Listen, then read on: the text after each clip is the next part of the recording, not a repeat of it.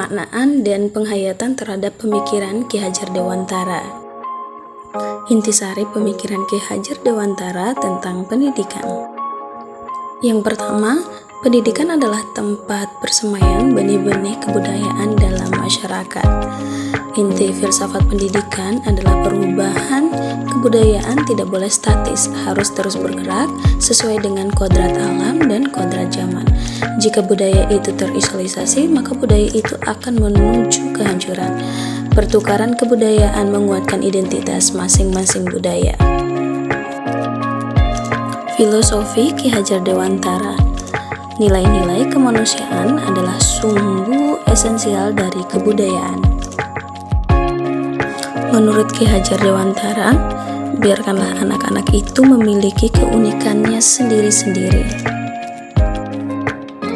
Nah, apa yang menjadi relevansi pemikiran Ki Hajar Dewantara terhadap transformasi pendidikan yang sekarang?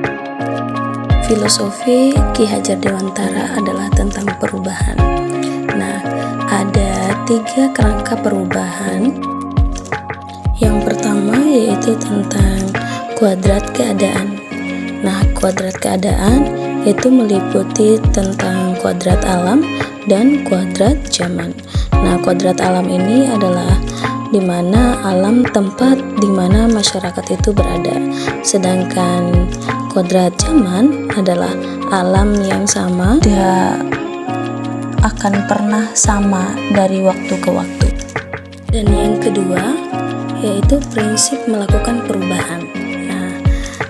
Prinsip melakukan perubahan ada asas trikon, kontinuitas, konvergensi, dan konsentris. Kontinuitas dalam melakukan perubahan menurut Ki Hajar Dewantara, kita harus melakukan dialog kritis tentang sejarah dalam bergerak maju ke depan. Kita tidak boleh lupa akan nilai budaya yang hakiki dari masyarakat. Konvergensi, pendidikan harus memanusiakan manusia dan memperkuat nilai kemanusiaan. Sedangkan konsentris, pendidikan harus menghargai keragaman dan memerdekakan pembelajaran, karena setiap orang berputar dan beredar sesuai dengan orbitnya. Nah, karena itu pendidikan harus menghargai keunikan, karena itu juga pendidikan harus dimerdekakan. Nah, yang ketiga, apa yang berubah? Yang berubah di sini adalah budi pekerti. Nah, kan di sini ada 2, ada budi, ada pekerti. Budi adalah cipta, rasa, dan karsa.